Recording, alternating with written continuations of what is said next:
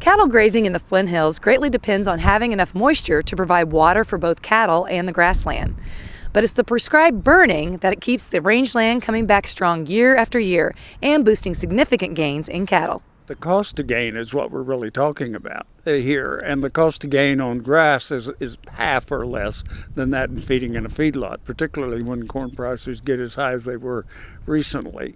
So environmentally, obviously, you don't concentrate all of that manure into one area, and so it's spread out over the rangeland. But I think it's primarily a cost to gain thing, and the most economical way to put gain on stockers or animals that are going to go into the feedlot is out on native rangeland. The Flint Hills region is widely known as having some of the best rangeland to put the weight on cattle. Well, basically, it's because it has really high steer gains. Basically, the Flint Hills are a steer gain area, and they'll gain something around 3 to 3.25 pounds per head per day during that early portion of the season. And if we use a stocking system we developed called intensive early stocking, then you're going to get probably 3 pounds a day on those cattle. And so that's a really economical response as far as that's concerned. More than 2 million acres are burned each year in the Flint Hills region across Kansas and into Oklahoma.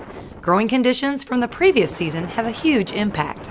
It depends upon whether there's a lot of fuel out there. And last year was not necessarily a very good forage production year, so a lot of ranchers probably may not burn as a result of that. But we've already gotten a fairly substantial number of acres burned in the hills this year.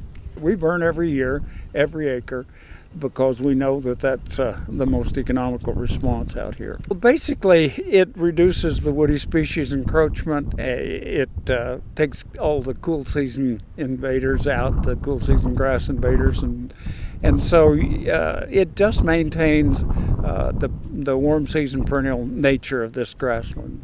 Cattle grazing and prescribed burning are both key to preserving some of the most profitable rangeland in the U.S. Reporting from the Flint Hills in Kansas, I'm Janelle Ost for This Week in Agribusiness.